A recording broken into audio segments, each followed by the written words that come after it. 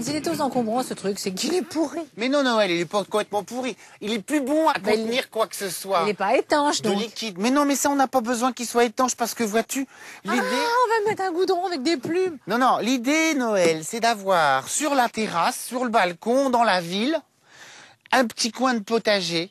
Oh, génial. Pour faire pousser des choses qu'on a envie d'avoir sous la main, des choses, et puis voilà, se faire plaisir. Génial, génial. Ça, c'est mon rêve. Alors, ce que nous allons faire, c'est, je crois que tu as une craie dans ta poche. Oui, tu me fais les poches. Je vais prendre, bravo, je vais tracer le milieu du tonneau de manière à le fendre en deux. Ensuite, on va, voilà, avec une scie, une tronçonneuse ou quoi, je ne sais quoi d'autre, on va le couper en deux.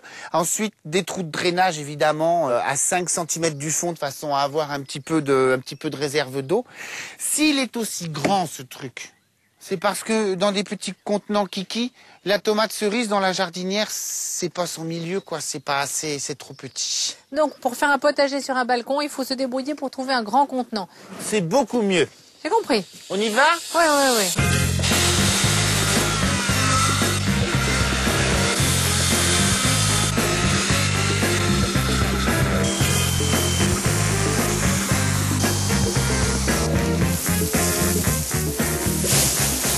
T'en mets assez, pète quand même, hein, de ça, des billes. Bah oui, tu sais, hein.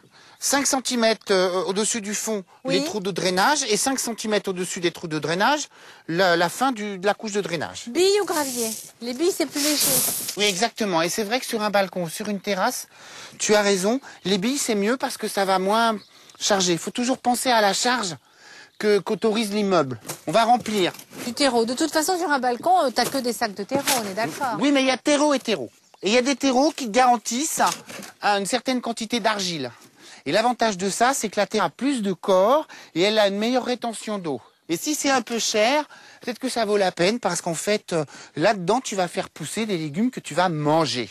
Ah, pas bête. Donc je vais remplir ça de terreau et je vais mélanger avec un peu de compost ou de fertilisant que l'on trouve dans les jardineries. Si je peux me permettre un conseil, il faut bien réfléchir à l'emplacement de son potager parce qu'une fois que c'est plein, pour le transporter, bonjour. Et là, tu as complètement raison, j'ai oublié d'en parler, vaut mieux que ce soit ensoleillé. Ah. Bah oui, tout de même, parce que si tu veux des tomates, Noël, il faudra bien qu'elles mûrissent. Est-ce que nous pouvons partir pour Antibes pendant que tu touilles? Ah ben je t'en prie. Le jardin de Gustave Thuré fait pousser et observe des plantes, ça c'est la partie scientifique, mais pour la partie touristique, pour nous, nous pouvons voir des arbres beaucoup plus anciens, magnifiques. Et Stéphane, je sais que tu as craqué pour cet eucalyptus appelé le fantôme blanc.